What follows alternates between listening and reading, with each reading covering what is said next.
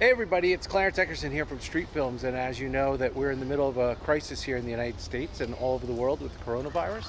So I decided before the city and the state implement more strict guidelines in getting around, I was going to take my bicycle into Manhattan, which I would do normally a few times a month, to get B-roll about public spaces and bicycling and walking and transportation in New York. So I will have a lot of footage to contrast with what I normally would see on a trip like this.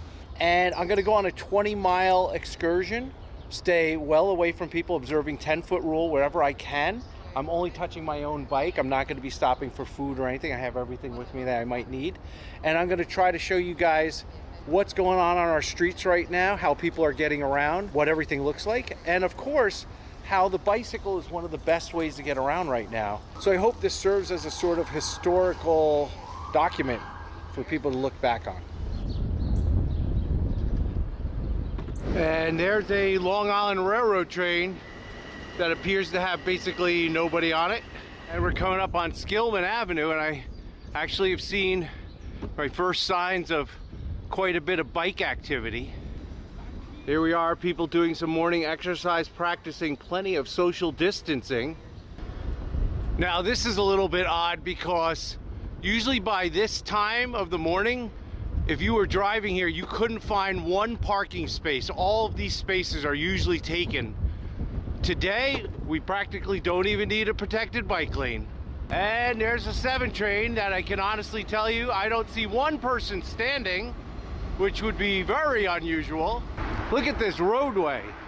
I mean, this is usually backed up for about a dozen to 15 blocks every morning. Almost any other morning except weekends. This would be backed up. On-ramp to the Queensboro Bridge bike and pedestrian ramp.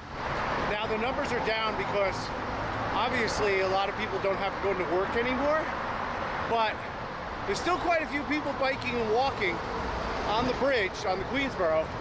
And the roadway, it's incredible. I've never seen the roadway move this quickly except maybe early on a Sunday mornings. But also the air, I can't tell you the last time I went over this bridge and the air felt so clean. Very few drivers on the FDR today.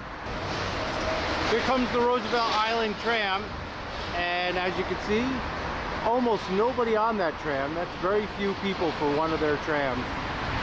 Crosstown bike lane here on 55th seems to be pretty clear, probably because of the abundance of parking spaces due to not so many people being out in their cars. I think I've gone all the way from 2nd Avenue to what will be Broadway up here without having a car in the bike lane. There's some toilet paper. Toilet paper! Park Avenue. Park Avenue, of course, what it looks like during summer streets is quite different. You could almost do a summer streets right now based upon the number of cars are here. We are all, of course, want some hope. We want some hope, and we don't want to be afraid of anyone, but you know, we got to practice our 6 to 10 feet of separation, sadly. Heading to Times Square next.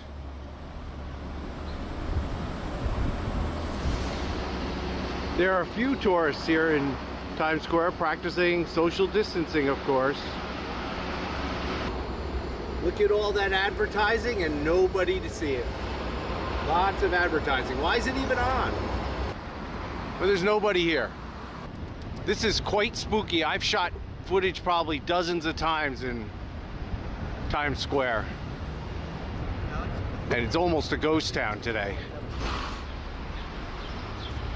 Almost no one sitting outside Macy's here. Still have the seats out.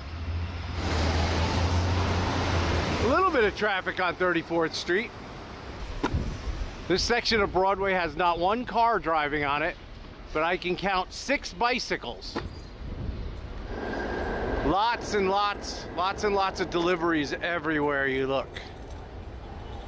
We have delivery workers that are literally risking their lives to make dozens of deliveries per day so that we can stay in our homes, so a lot of us can still eat. So I hope everybody's giving out big tips and thanks. I'm pretty amazed to find that the green market is still on and there are customers. And of course, as you notice here, the busway is even more clear than usual. Not many people out, not many drivers, and you've got the busway right here.